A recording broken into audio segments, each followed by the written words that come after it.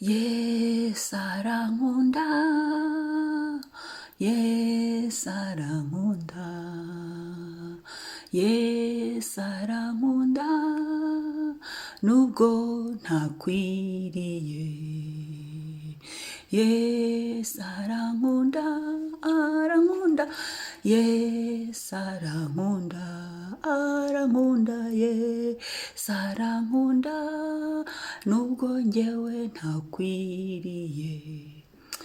Oh Yesu arankunda, arankunda, Yesu arankunda, arankunda, Yesu arankunda, nubwo nakwiriye. Uyu mwanya Yesu arankunda, Yesu arankunda, Yesu arankunda, nubwo nakwiriye.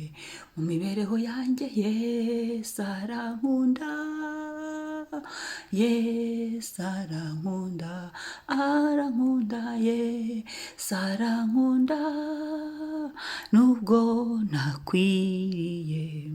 Uyu mwanya Yesu arankunda, uyu munsi ampaye Yesu arankunda, arankunda, Yesu arankunda, nubwo nakwiriye.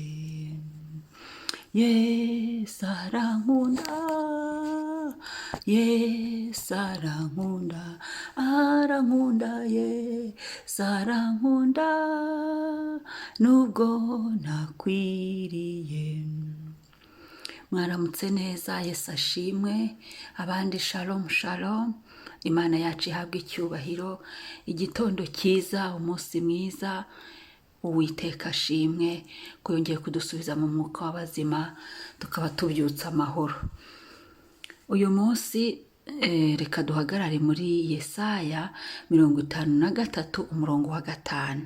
Yesaya 53 umurongo wa 5 haravuga ngo, nyamara ibicumuro byacu nibyo yacumitiwe, yashenjaguriwe gukiranirwa kwacu, igihano kiduhesha amahoro cyari kuri we, kandi imibyimba ye niyo adukirisha.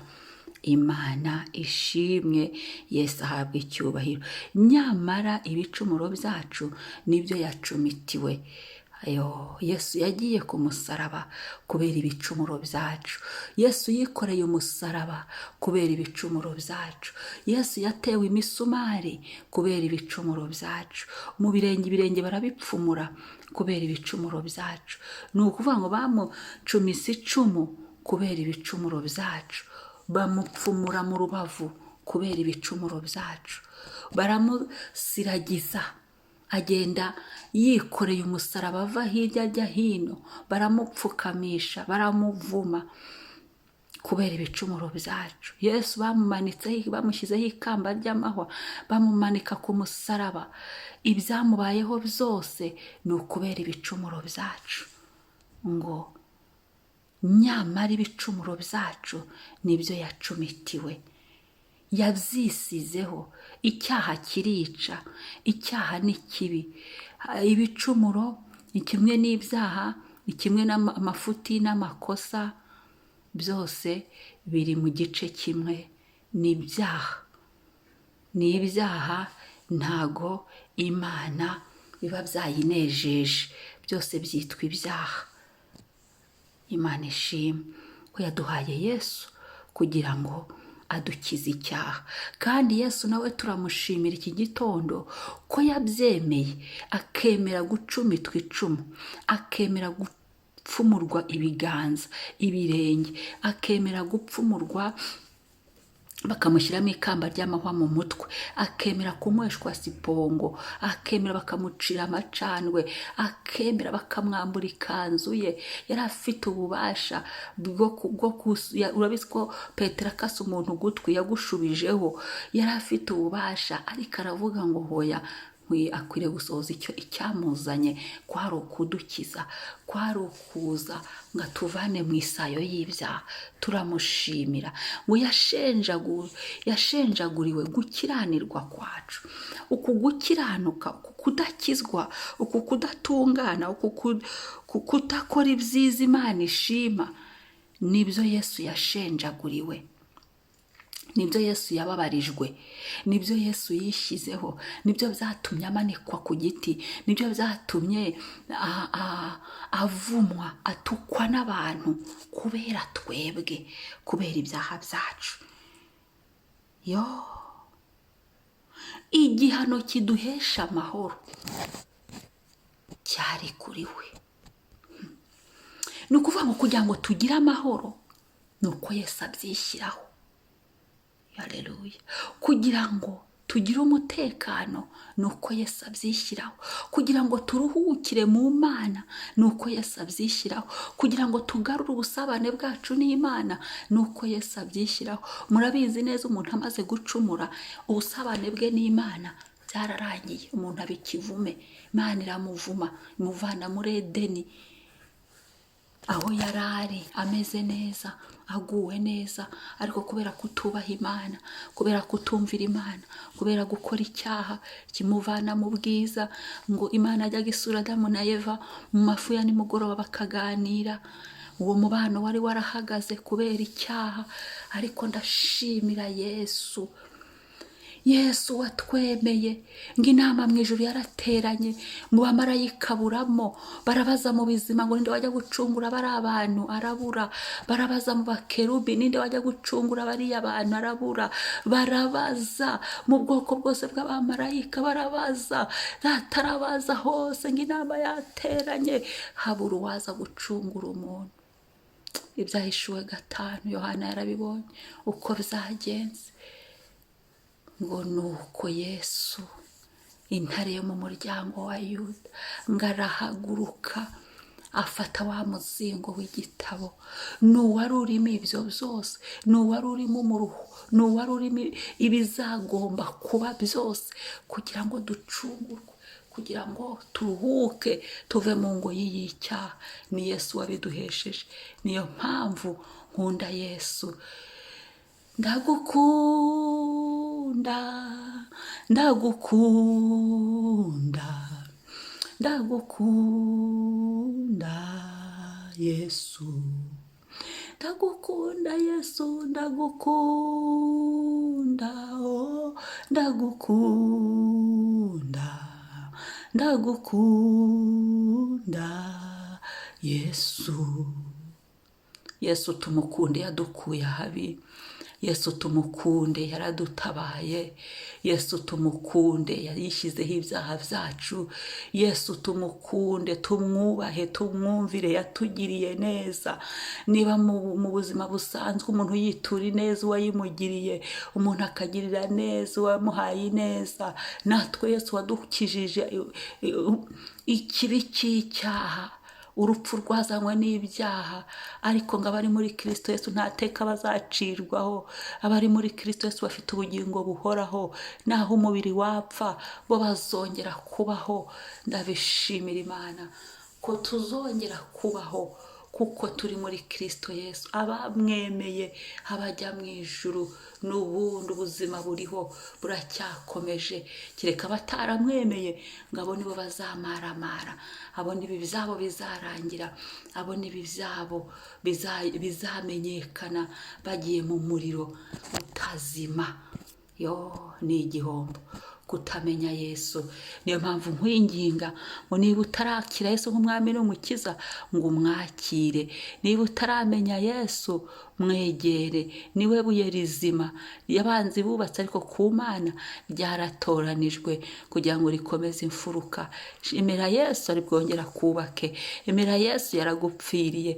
Emera Yesu aguha amahoro. Emera Yesu akuruhure. Ngo ibyaha byacu nibyo yacumitiwe, ibicumuro byacu nibyo byamujyanye ku musaraba, ni twebwe yazize, yashenjagure gukiranirwa kwacu, igihano kiduhesha amahoro cyari kuri we, yo aremera ahanwa mu cyimbo cyacu, ababazwa mu cyimbo cyacu.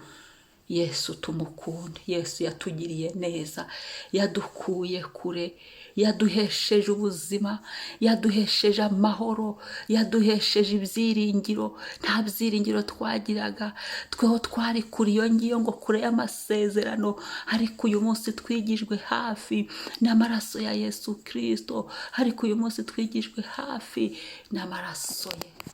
Haleluya, haleluya, haleluya, haleluya, haleluya, haleluya.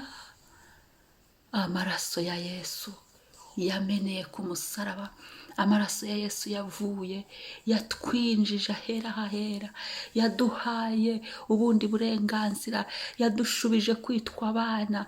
Yesu kwemera kudupfira byaduhesheje iyindi identite. Ubu turi abana b'Imana, ubu turi abaraganwa nawe, ubu dufite aho tujya, dufite iwacu, dufite data, dufite umubyeyi udukunda ari we Imana yacu.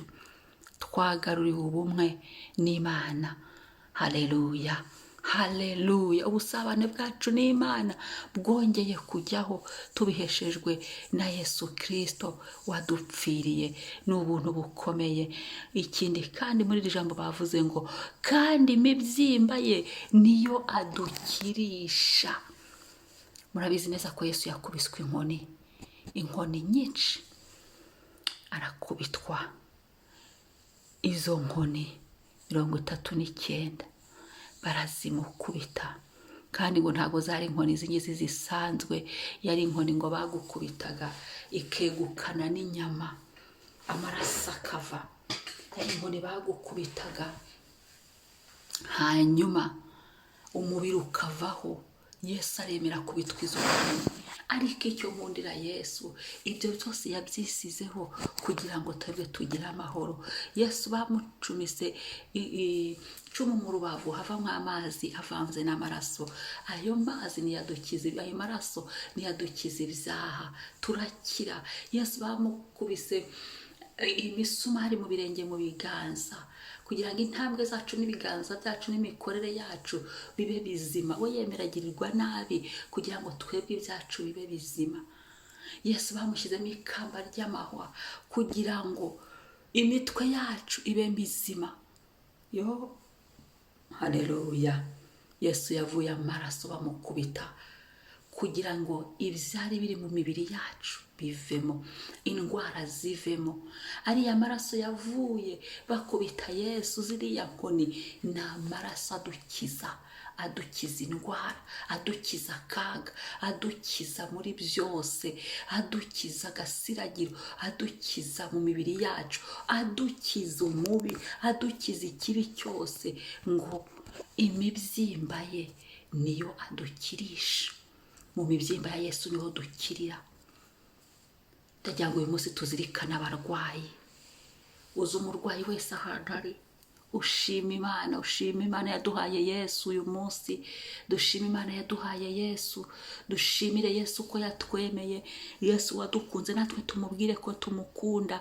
Hanyuma amaraso yavuye mu mibyimba ye tuyivurishe. Ni umuti, ni umuti utuvura, ni umuti twahawe, ni umuti ujya mu ngingo zacu ukavanamo ikitagomba kubamo, ni umuti uza mu buzima bwacu ukavanamo ikitagomba kubamo, ni umuti udukuraho ibyari bije kuturangiza, maze tugakira, tukaba bazima, tugakira amaboko y'abagome, amaboko y'abanzi, amaboko y'ibidutera, tukaba bazima.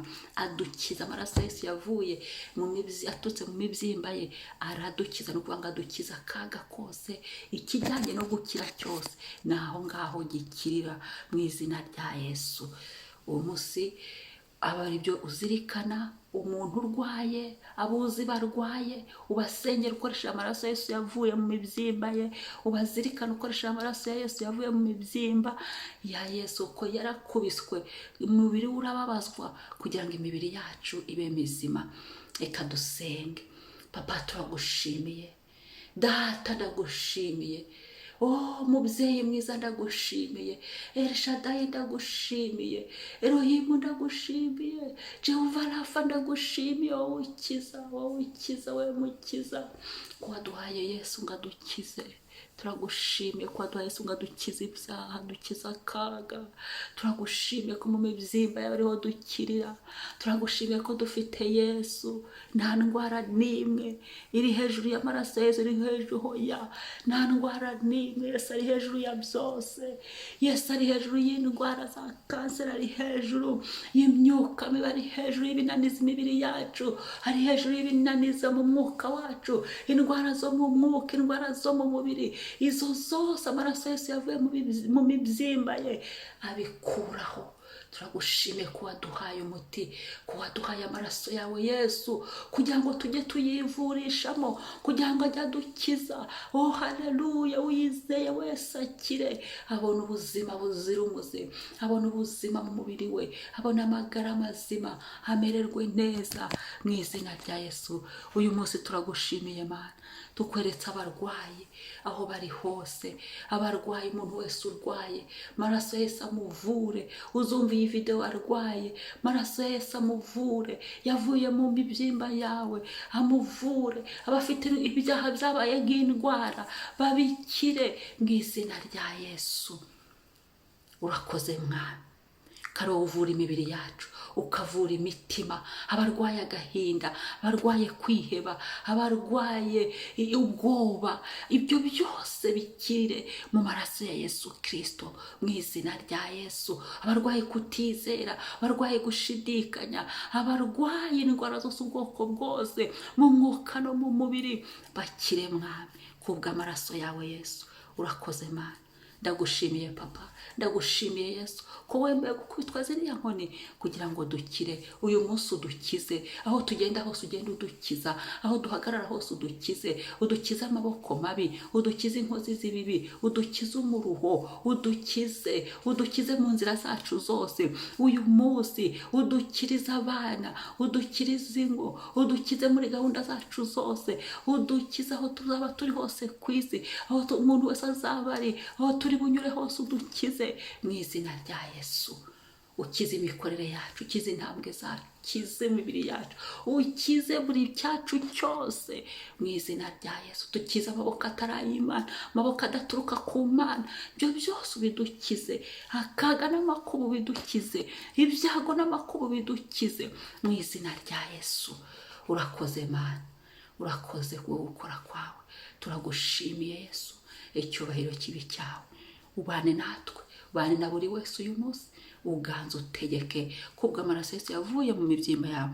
Twakiriye gukira, twakiriye kubaho, twakiriye ubuzima, twakiriye amahoro, twakiriye amahirwe, twakiriye intsinzi yo gukira, twakiriye kunesha ko gukira, twakiriye imbabazi, twakiriye imbaraga mu mibiri yacu, mu mwuka wacu mu izina rya Yesu. Amen. Murakoze, umunsi mwiza. Shalom shalom. Mwari kumwe na Mama Ebenezer. Wibuke usangiza abandi iyi video.